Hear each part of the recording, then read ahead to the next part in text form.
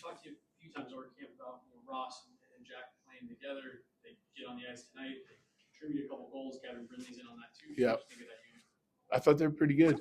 Yeah, I mean, big goal in the third. I really like that goal a lot too. Like it's simple, but the execution and guys going to the net. Like we got to, but two goals almost very similar. Colton's and Poland's, where we win a battle or make a play, skilled play out to the point, and the point man shooting it, and we got two guys going to the net, and we managed to get a couple touches on it, keep it alive, and get it back to the net front where our third guy's coming and fighting off the boards and getting to the inside of the ice, and we get rewarded twice from it. So I like when things like that we're talking about in video sessions and practicing, when they show up in the game and we get rewarded for that. So I thought they did some good work tonight.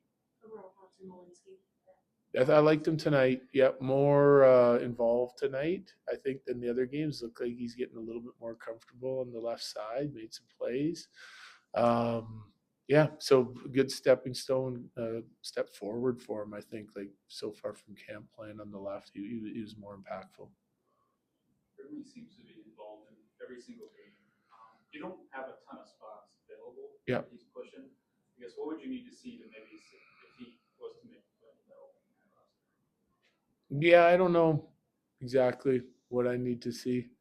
We just need to see him continue to progress and continue to play the way he's playing. Like he's certainly not going to get on the score sheet every single night that he plays, but he's playing with some good players tonight, especially. And we're putting him in some spots to see how he handles it. And he keeps, answering the bell and stepping up. And I think he's been impactful on both sides of the puck too. So I really like him as a young player. It's just going to be like how we set up our lines, how many guys we're going to keep. I don't know any of that information just yet. We'll see.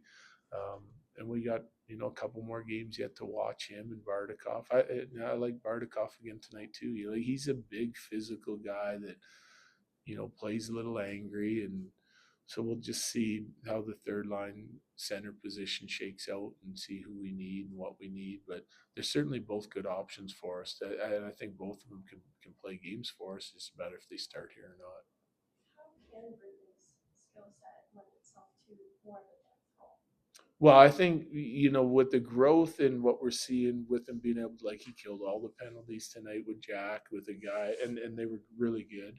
Um, it, Again, it's not against Vegas's number one unit or number two unit, right? So we may see that tomorrow. We'll put him in some more of those spots, but if he's able to like pick up some roles and fill some minutes like that, that helps his cause. So we're going to keep putting him in those roles.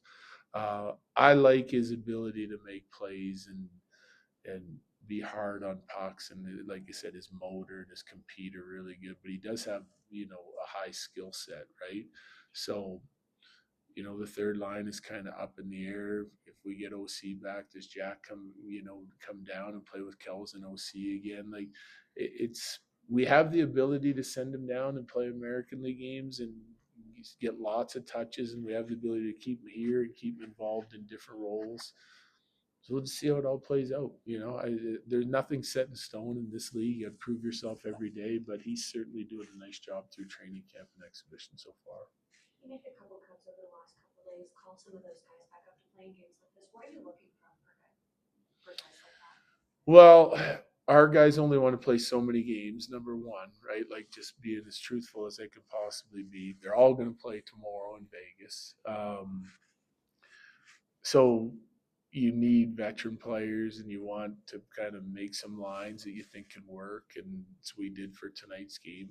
Also, we wanted to get down to one group early so we could practice because we're losing some practice time on this road trip, right? Like we got some team building stuff planned for our guys.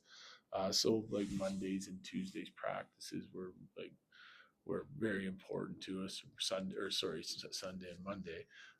So getting to one group is why we sent everyone down. Plus, they had practice there and started camp there. It helps the Eagles get rolling.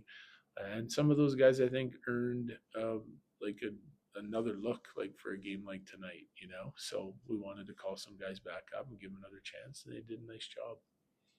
I'm sure from a coaching perspective, it's a little bit different than players or us or fans or whatever. But going down to 4 preseason games next year. Are you looking forward to that, or do you like having this kind of longer window to evaluate? I like it a lot. I think it's too long. Camp's too long. Like we went into COVID, like twice. COVID, we came out of it with 2-week camps and played a couple exhibition games and started rolling.